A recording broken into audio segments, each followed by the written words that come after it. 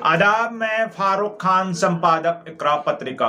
Thar news इकरा पत्रिका के इस चैनल में आपका स्वागत है, आपका इस्तकबाल है। सबसे पहले मेरी आपसे गुजारिश कि आप इस चैनल को लाइक करें, शेयर करें और साथ ही बेल आइकन का बटन दबाएं ताकि आपके पास हमारी नई वीडियो हैं वो जल्द से जल्द पहुंच सकें। अब आज के एपिसोड में हम बात करना चाह रहे हैं, जो हमने उन्वान तय किया है, ओवैसी ब्रांड सियासत मुसलमानों के लिए फायदेमंद या नुकसानदेह। असदुद्दीन ओवैसी जो MIM के चीफ हैं, इत्तेहादुल मुस्लिमीन पार्टी के, और वो राजस्थान में 2 बार खुफिया तौर पे आ चुके हैं, यानी उनका एक गोपनीय टूर हो चुका है। राजस्थान के अलावा उन्होंने उससे पहले अपने यूपी में, बिहार में और बंगाल में भी दौरे किए हैं। बंगाल का चुनाव उन्होंने लड़ा है, बिहार में उनको कामयाबी मिली है 5 सीटों के ऊपर। बंगाल में बहुत बुरी हार हुई है उनकी, किसी पार्टी ने उनसे कोई गठबंधन नहीं किया।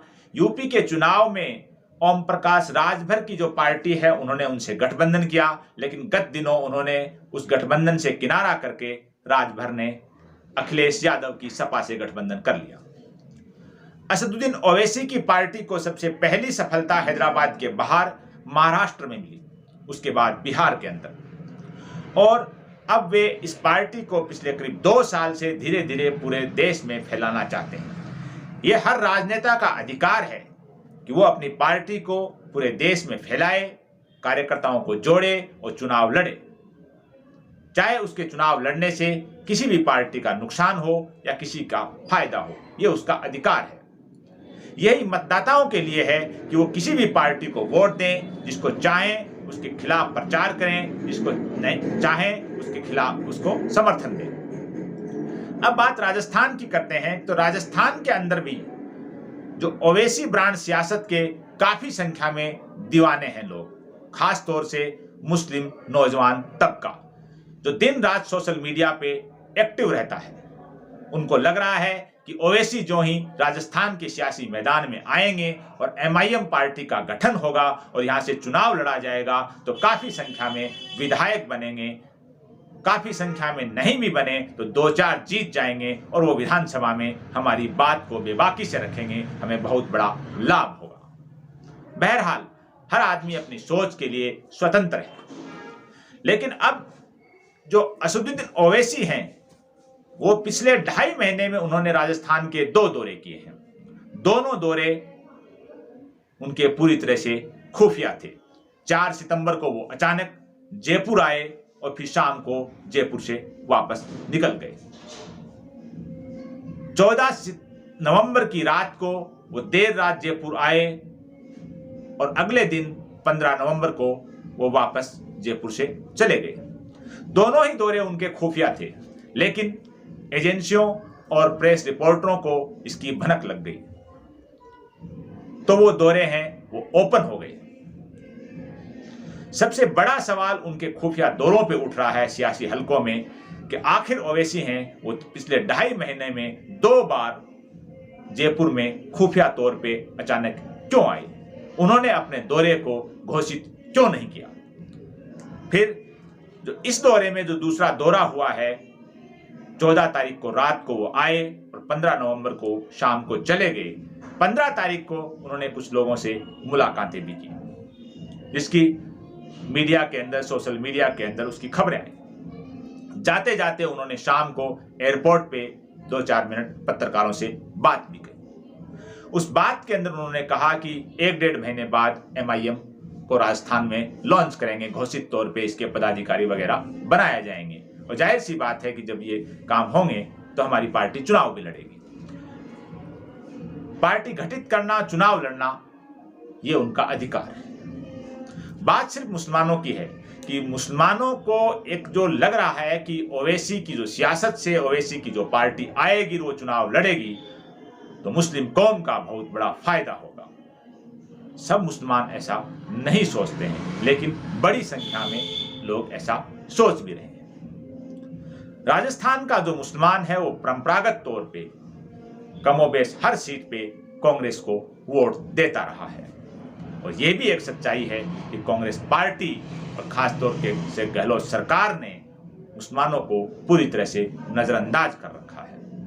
मुसलमानों का एक बड़ा तबका ये भी मानता है कि भारतीय जनता पार्टी और कांग्रेस में कोई बड़ा फर्क नहीं है, दोनों एक ही सिक्के के दो पहलू हैं। इस बीच जो मुसलमान कांग्रेस से नर्वस है या जिनको उम्मीद थी कि अशोक गहलोत की सरकार आएगी तो हमारी सुनवाई होगी और नहीं हो रही है, तो वो एक नई उम्मीद में ओवैसी की तरफ जाने की कोशिश कर रहे हैं। लेकिन आप देखने वाली बात यह है कि जो लोग ओवैसी की तरफ जाने की कोशिश कर रहे हैं या जो लोग ओवैसी से मिल रहे हैं या जिन लोगों ने ओवैसी से मिलने का दावा किया है, अगर ट्रैक रिकॉर्ड देखें तो 2018 में उन लोगों ने कांग्रेस के उम्मीदवारों का प्रचार किया, 2019 में कांग्रेस के लोकसभा प्रत्याशियों का प्रचार किया, कांग्रेस के नेताओं के वो खासम खास रहे हैं। कुछ लोग राजनीतिक नियुक्तियों के दावेदार रहे हैं, कुछ लोगों को पिछली सरकार में राजनीतिक नियुक्तियां छोटी बड़ी मिली हैं। बहरहाल वो भी अपनी जगह आजाद हैं कि वो जो चाहें जिस पार्टी का प्रचार करें, जो चाहें नहीं करें। बात फिर मुख्य बिंदु की तरफ मैं लाकर आ रहा हूं कि ओवैसी ब्रांड सियासत है, ये मुसलमानों के लिए फायदेमंद है या नुकसानदेह। राजस्थान की अगर हम बात करें तो राजस्थान के अंदर जो सीटें हैं, कुल 200 विधानसभा सीटें, उनमें से 67 सीटें 67 सीटें ऐसी हैं जहां मुस्लिम वोटर एक अनुमान के मुताबिक 25,000 या उससे ऊपर है। ऐसी सीटें 67 हैं, 67। 50,000 या इससे ऊपर वोट वाली सीटें राजस्थान के अंदर 26 हैं और 44 सीटें ऐसी हैं जहां मुस्लिम वोटर 35,000 या उससे ऊपर है। कुल मिलाकर के ये कि राजस्थान के अंदर एक भी सीट ऐसी नहीं है जहां मुसलमानों का वोट 40% से अधिक हो। अब आप सवाल यह है कि जिस तरह से भारतीय जनता पार्टी ध्रुवीकरण का फार्मूला अपना करके चुनाव जीत रही है, अगर वही फार्मूला ओवैसी ब्रांड सियासत अपना रही है मुसलमानों के ध्रुवीकरण का, तो आप सोचिए कि एक भी सीट ऐसी नहीं है राजस्थान में जिसमें 40% या उससे ऊपर मुसलमानों का वोट हो। तो फिर ओवैसी ब्रांड सियासत से कैसे जीता जा सकता है।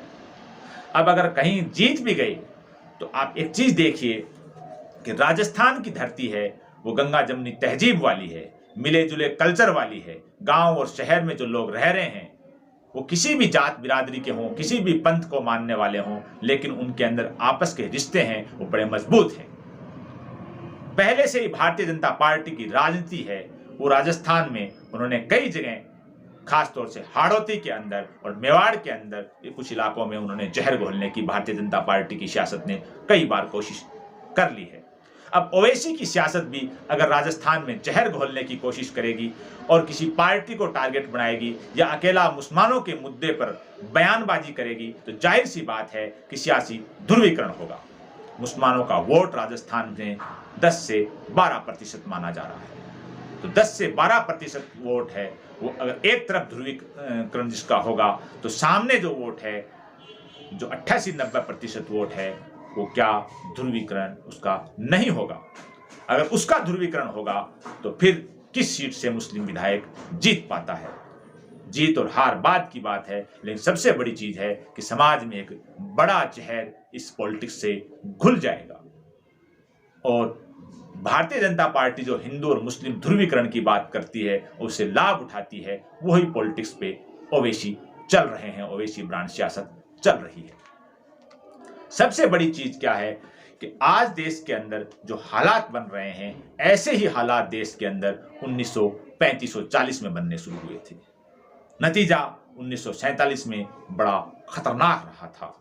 देश है तब 3 टुकड़ों में बंट गया था।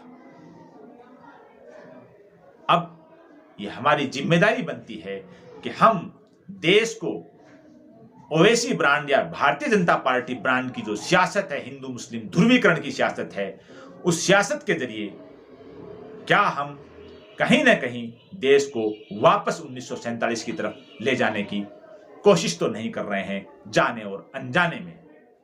देश को हमें 2047 की तरफ ले जाने की कोशिश करनी चाहिए, जहां लोगों की रोटी और रोजगार की समस्याओं का समाधान हो, लोगों को रोजगार मिले, भाईचारे को बढ़ावा मिले, देश के हर घर में, हर परिवार में खुशहाली आए, देश तरक्की करे, देश के अंदर हर इंसान है, चाहे किसी भी समाज का, किसी भी जात बिरादरी का, किसी भी पंथ को मानने वाला हो, वो एकजुट होकर रहे। देश का 140 करोड़ लोग हैं, वो देश में एकजुट होकर के रहें और देश शक्तिशाली बने, ये प्रयास करें। या हम देश को जात धर्म के नाम पर 1947 वाली उस पॉलिटिक्स में, उस विभाजनकारी पॉलिटिक्स में ले जाएं, जहां देश एक खतरनाक मोड़ की तरफ चला जाएगा। ओवैसी ब्रांड सियासत देश में वो ही करने जा रही है, चाहे ये मेरी बात किसी के गले उतरे या नहीं उतरे। ओवैसी ब्रांड पॉलिटिक्स है, वो सिर्फ और सिर्फ भारतीय जनता पार्टी के लिए फायदेमंद है, क्योंकि भारतीय जनता पार्टी भी हिंदू मुस्लिम ध्रुवीकरण करना चाहती है और ओवैसी ब्रांड पॉलिटिक्स है, वो भी हिंदू मुस्लिम ध्रुवीकरण करना चाहती है। मैं बात ये नहीं कर रहा हूं कि किस पार्टी को नुकसान होगा। जाहिर सी बात है, सबको मालूम है कि जिस पार्टी के पास मुसलमानों का वोट है वो उससे निकलेगा, उस पार्टी को नुकसान होगा, यानी राजस्थान में कांग्रेस को नुकसान होगा। लेकिन इस वोट से सबसे बड़ा फायदा है वो भारतीय जनता पार्टी को होगा और ओवैसी ब्रांड सियासत से शायद ही किसी सीट के ऊपर मुसलमान जीत सके, क्योंकि राजस्थान में एक भी सीट पे 40% या उससे ऊपर वोट मुसलमानों का नहीं है। अब अगर हम एक बात और करें कि ओवैसी साहब को ये मुसलमानों की जो याद है, मुसलमानों का दर्द है, पिछले 2-3 साल में ही ज्यादा उनको क्यों आया?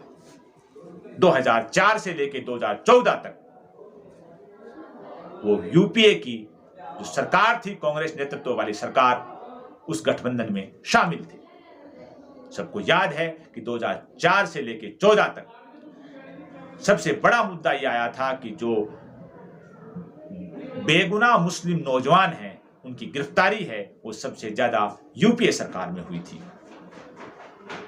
बेगुनाह मुस्लिम नौजवानों को मुकदमों में उलझा दिया था और ओवैसी उस मुद्दे पे कभी पार्लियामेंट में नहीं बोले, यूपीए गठबंधन का हिस्सा थे। एक और बात कि उन्हीं दिनों सच्चर कमेटी और मिश्रा कमीशन गठित हुए थे। सच्चर कमेटी ने एक एनालिसिस किया था मुसलमानों के डेवलपमेंट का, मुसलमानों के पिछड़ेपन का। सच्चर कमेटी ने बताया था कि देश के मुसलमानों की हालत है वो दलितों और पिछड़ों से भी पिछड़ी है। मिश्रा कमीशन ने अपनी सिफारिश में माइनॉरिटी को 15% रिजर्वेशन देने की सिफारिश की थी, जिसमें मुसलमान भी शामिल है। अब देखिए कि यूपीए की सरकार ने सच्चर कमेटी और मिश्रा कमीशन की सिफारिश पे कुछ नहीं किया। सच्चर कमेटी और मिश्रा कमीशन की जो सिफारिश थी उस पर एक्शन टेकन रिपोर्ट लेकर के उसको पार्लियामेंट में नहीं रखा। ये तब नहीं रखा जब ओवैसी खुद सांसद थे, ओवैसी खुद यूपीए गठबंधन का हिस्सा थे। नहीं बोले। क्यों नहीं बोले? आज जो दर्द झलक रहा है, आज जो मुसलमानों की पीड़ा नजर आ रही है, जब वो यूपीए गठबंधन में थे तब उनको कांग्रेस बुरी क्यों नहीं लग रही थी? तब वो सच्चर कमेटी, मिश्रा कमीशन और मुस्लिम रिजर्वेशन पे पार्लियामेंट में क्यों नहीं बोल रहे थे? एक और बात, हर सांसद है वो प्राइवेट मेंबर बिल रख सकता है। ओवैसी साहब ने 2004 से लेकर 14 तक मुसलमानों के किस मुद्दे पे, खास तौर से मुस्लिम रिजर्वेशन पे प्राइवेट मेंबर बिल क्यों नहीं रखा? बहरहाल बात बहुत लंबी है, लेकिन ओवैसी ब्रांड सियासत है वो पूरी तरह से न सिर्फ मुसलमानों के लिए बल्कि देश के लिए घातक है। उसी तरह से जैसे भारतीय जनता पार्टी ब्रांड की जो सियासत है वो देश के लिए घातक है, देश के हर नागरिक के लिए घातक है। सबका विकास और सबका साथ देने की जो बात करने वाले, नारे लगाने वालों ने देश को आज किस चौखट पे लाके खड़ा कर दिया है। देश का रोटी और रोजगार है, कारोबार है, पूरी तरह तबाह और बर्बाद हो गया है। भारतीय जनता पार्टी की ध्रुवीकरण की राजनीति ने देश को पूरी तरह से चौपट और बर्बाद कर दिया है। उसी ब्रांड की सियासत, यानी उसी मुस्लिम हिंदू ध्रुवीकरण की सियासत ओवैसी ब्रांड जो सियासत है ये राजस्थान में करना जा रही है। राजस्थान की जनता को इस बात को सोचना है कि गंगा जमुनी तहजीब वाली उस धरती पर जहां महाराणा प्रताप एक बड़े शूरवीर शासक मेवाड़ के हुए हैं, जिनके प्रधान सेनापति हकीम खां सूर जो मुसलमान थे वो हुए हैं, ऐसी गंगा जमुनी तहजीब वाली, ऐसे मिले जुले कल्चर वाली उस धरती के ऊपर क्या ओवैसी ब्रांड सियासत है उसको पनपने देना चाहिए। जागरूक जो नागरिक हैं उनको इस बात में सोचना चाहिए कि हमें गंगा जमुनी तहजीब की हिफाजत करते हुए, मिली जुली कल्चर है उसकी हिफाजत करते हुए उस सियासत को परवान चढ़ाएं जिसमें सब जातियों के, सब पंथों के लोग जुड़े हुए हों, जहां वो जो पार्टी जिसको वोट दें वो सबकी बात करने वाली हो, न कि हिंदू मुस्लिम ध्रुवीकरण की बात करने वाली हो। चाहे वो भारतीय जनता पार्टी हो या MIM हो, दोनों एक ही पहलू की राजनीति कर रहे हैं, एक ही ब्रांड की राजनीति कर रहे हैं। आज के इस एपिसोड में बस इतना ही। जय हिंद, जय भारत।